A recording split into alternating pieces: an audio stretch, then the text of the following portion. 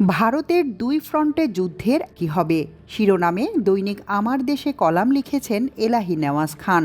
কলামে তিনি লেখেন, মাত্র 4 দিনের সংক্ষিপ্ত একটি যুদ্ধ, কিন্তু এর প্রভাব ও গুরুত্ব সুদূর প্রসারী এবং তাৎপর্যপূর্ণ। কেউ কারো সীমানা অতিক্রম না করে এমন এক যুদ্ধ দেখালো যা বিশ্ববাসীকে অবাক করে দিয়েছে। বিশেষ করে পাকিস্তান বিমান বাহিনীর অভূতপূর্ব সাফল্য বিশ্বের তাবৎ সামরিক বিশেষজ্ঞদের কপালে ভাঁজ ফেলে দিয়েছে।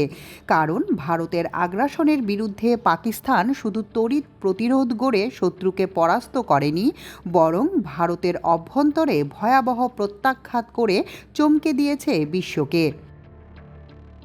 সেই প্রত্যাঘাতের ধরনটা এতটাই ভয়ানক ছিল, তারা বুঝতেই পারেনি আসলে কি ঘটে গেল। এতে দেশটি এতটাই কিংকর্তব্য বিমূঢ় হয়ে পড়ে, দ্রুততম সময়ের মধ্যে যুদ্ধবিরতি করার জন্য যুক্তরাষ্ট্রকে অনুরোধ জানায়।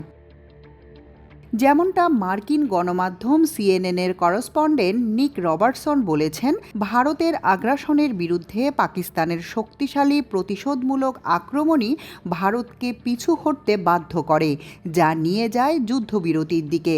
রবার্টসন আরও বলেন, ভারত পাকিস্তানের 3টি বিমান ঘাঁটিতে আঘাত হানলে পাকিস্তান প্রতিউত্তরে ভারতের বিভিন্ন সামরিক স্থাপনা, বিমান ঘাঁটি ও অস্ত্র গুদামে নিষ্করুণ মিসাইল রকেট হামলা করে, যা ভারতকে ব্যাকফুটে নিয়ে যায়। বিশেষ করে পাকিস্তানের সাইবার যুদ্ধের সক্ষমতা খোদ পশ্চিমা বিশ্বকে হতবাক করে দিয়েছে।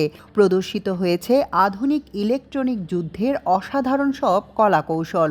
পাকিস্তানের পত্রপত্রিকায় সামরিক সূত্রের বরাত দিয়ে প্রকাশিত সব প্রতিবেদনে উল্লেখ করা হয়েছে, পাকিস্তান সেদিন তার সাইবার সক্ষমতার মাত্র 10 ভাগ ব্যবহার করেছে। তা যদি সত্যি হয় তাহলে বলতে হবে, এত অল্পতেই যেখানে এরকম অপূরণীয় ক্ষতি হয়েছে, সেখানে 50 ভাগ প্রয়োগ করলে পরিস্থিতিটা কী দাঁড়াতো। জানা গেছে এতেই ভারতের এতটা ক্ষতি হয়েছে যা কাটিয়ে উঠতে আরও 5 বছর সময় লাগবে। তবে কোনো কোনো সূত্র প্রায় 83 বিলিয়ন মার্কিন ডলারের মতো ক্ষতি হয়েছে বলে জানিয়েছে। যাই হোক, ওই যুদ্ধে পাকিস্তানের বিজয়ে একদিকে যেমন ভূ রাজনীতির অনেক হিসাব নিকাশ পাল্টে গেছে, তেমনি ভারতের দুই ফ্রন্টে যুদ্ধ করার আকাঙ্ক্ষাকেও গুঁড়িয়ে দিয়েছে।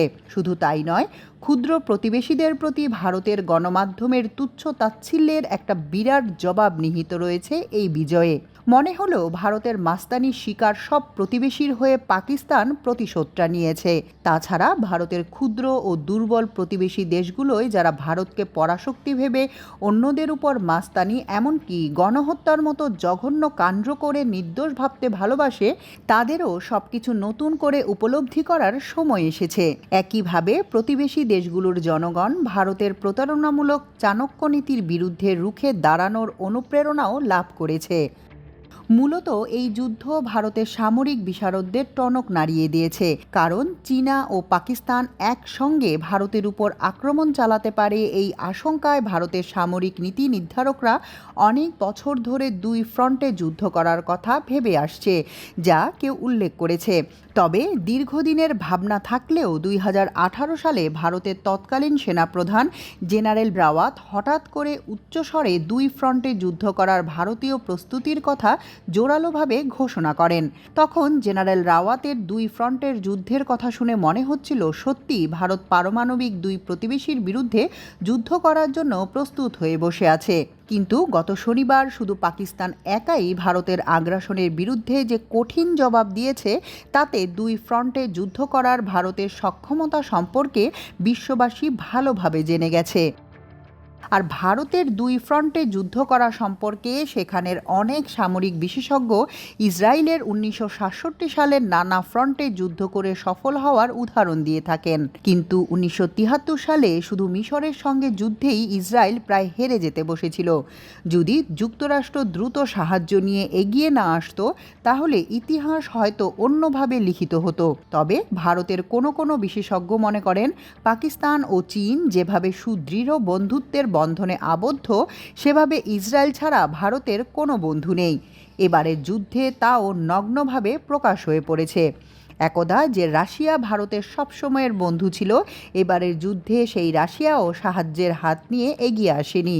তাই ভারতীয় সামরিক বিশেষজ্ঞদের অভিমত হচ্ছে, দুই ফ্রন্টে যুদ্ধ করতে হলে যুক্তরাষ্ট্রের সঙ্গে বন্ধুত্ব গড়ে তুলতে হবে।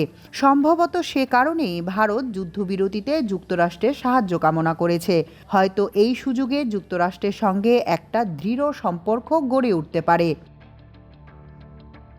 তবে এই যুদ্ধের পর সে সম্পর্ক আদৌ গড়ে উঠবে কিনা তা নিয়ে যথেষ্ট সন্দেহ রয়েছে। যদিও যুক্তরাষ্ট্র অনেক বছর ধরে চীনের বিরুদ্ধে ভারতকে অতিকায় শক্তিশালী একটি দেশ হিসেবে দেখার চেষ্টা করেছে, সে কারণেই মার্কিন প্রশাসন চীনকে নিয়ন্ত্রণ করতে কোয়াড ও ইন্দো প্যাসিফিক অঞ্চলের জোটে ভারতকে অন্তর্ভুক্ত করেছে। তবে এবারের যুদ্ধের ঘটনাপ্রবাহ যুক্তরাষ্ট্রকে ভিন্ন চিন্তা করতেও সহায়তা করতে পারে। ইতোমধ্যে বিভিন্ন আন্তর্জাতিক সূত্র থেকে প্রাপ্ত একটি খবর সবাইকে চমকে দিয়েছে। কারণ মার্কিন মধ্যস্থতায় দ্রুততম সময়ের মধ্যে যে যুদ্ধবিরতি সম্পন্ন হয়েছে তার নেপথ্যে ভয়ানক একটি তথ্য মার্কিনীদের হাতে ছিল, আর সেটা হচ্ছে শনিবারের হামলার চেয়ে আরও ভয়ানক হামলার প্রস্তুতি ছিল পাকিস্তানের, যা ভারতকে আরও বিপর্যয়ের মধ্যে ফেলে দিত। গোয়েন্দা সূত্র থেকে এ খবর পেয়েই মার্কিন প্রশাসন যুদ্ধবিরতির জন্য দ্রুত পদক্ষেপ গ্রহণ করে। যুদ্ধের এই পটভূমিতে শুধু যুক্তরাষ্ট্র নয়, যে পশ্চিমা দেশগুলো বহু বছর ধরে চীনের বিপরীতে কিংবা চীনকে মোকাবেলা করার জন্য ভারতকে একটি আদর্শ দেশ হিসেবে বিবেচনা করে আসছিল, শুধু একটি আদর্শগত দ্বন্দ্বের কারণে পশ্চিমারা চীনের বিরুদ্ধে ভারতকে বেছে নিয়েছিল। তারা ভাবত এশিয়া অঞ্চলে অর্থনৈতিক ও সামরিক দিক দিয়ে ভারত এমন এক পরাশক্তি হিসেবে আবির্ভূত হবে যা চীনকে নিয়ন্ত্রণ করতে সক্ষম হবে। নিশ্চয়ই যুদ্ধের ফলাফল পশ্চিম বিশ্বকে প্রভাবিত করবে। একই সঙ্গে এই যুদ্ধে ভারতের কূটনীতির বিপর্যয় দারুণভাবে পরিলক্ষিত হয়েছে, সেটাও পশ্চিমাদের দৃষ্টিগোচর হয়েছে বলে মনে হয়। এছাড়া এটি উল্লেখ করতে হয়, পৃথিবীতে ভারত একমাত্র দেশ যার রয়েছে প্রতিটি প্রতিবেশী দেশের সঙ্গে কম বেশি তিক্ত সম্পর্ক। শুধু তাই নয়, এ দেশটি তার পারমাণবিক ক্ষমতা সম্পন্ন দুই প্রতিবেশী চীন ও পাকিস্তানের সঙ্গে সীমানা বিরোধ নিয়ে দ্বন্দ্বে লিপ্ত আছে প্রায় 8 দশক ধরে। এই দ্বন্দ্বের কারণে 1962 সালে চীনের সঙ্গে তার ভয়াবহ যুদ্ধ সংঘটিত হয়।